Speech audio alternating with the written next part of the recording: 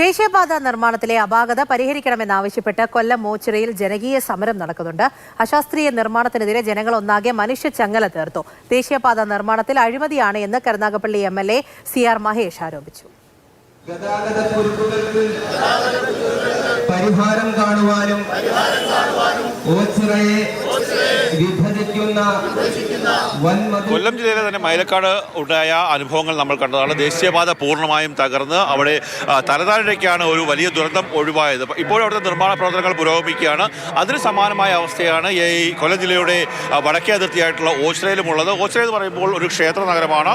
ഓരോ സമയത്തും വിവിധ തരത്തിലുള്ള ഉത്സവങ്ങളുമൊക്കെ തന്നെയായി മുന്നോട്ട് വരികയും ലക്ഷക്കണക്കിന് ആൾക്കാർ വന്ന് പോവുകയും ചെയ്യുന്ന സ്ഥലമാണ്. അവിടെ ഒരു ചെറിയ ഒരു അടിപ്പാത മാത്രമാണ് അവിടെ ഈ ജനങ്ങൾക്ക് സഞ്ചരിക്കാൻ വേണ്ടിയുള്ളത്. മാത്രമല്ല ഒരു മണ്ണുകൊണ്ട് നിർമ്മിച്ച ഉയരപ്പാത ആയിരിക്കുന്നു. ആ പാതയുടെ നിർമ്മാണം അശാസ്ത്രീയമാണ്, അഴിമതിയാണ് എന്നുള്ളതാണ് പ്രധാനമായും ജനങ്ങൾ ഉന്നയിക്കുന്നത്. കേരളത്തിൻ്റെ സാമൂഹ്യ അവസ്ഥ, കേരളത്തിൻ്റെ പാരിസ്ഥിതിക അവസ്ഥ അത് വളരെ പ്രധാനമാണ്.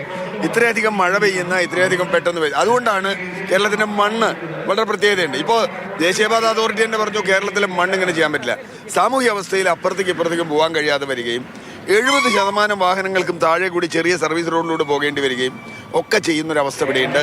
30% ആളുകൾക്ക് വേണ്ടി 70% റോഡും 70% ആളുകൾക്ക് വേണ്ടി 30% റോഡും എന്നതാണ് ഇപ്പോൾ ഉണ്ടാകാൻ പോകുന്ന അവസ്ഥ.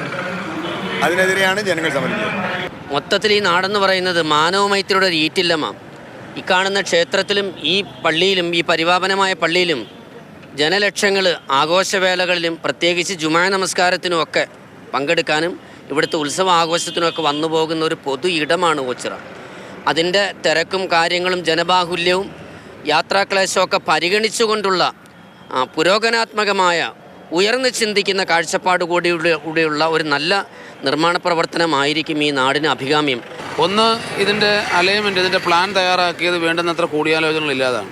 കഴിഞ്ഞ കുറേ നാളുകളായി ഈ ദേശീയപാതയുടെ സമീപമുള്ള മുഴുവൻ കച്ചവടക്കാരും വീട്ടുകാരും തീരാ ദുഃഖത്തിലാണ്. അപാരമായ വെള്ളക്കെട്ടാണ്. മഴ പെയ്താൽ പുറത്തിറങ്ങാൻ പറ്റുന്നില്ല. ഇപ്പോൾ അപാരമായ പൊടിശല്യമാണ്. പണി എഴഞ്ഞു നീങ്ങുകയാണ്.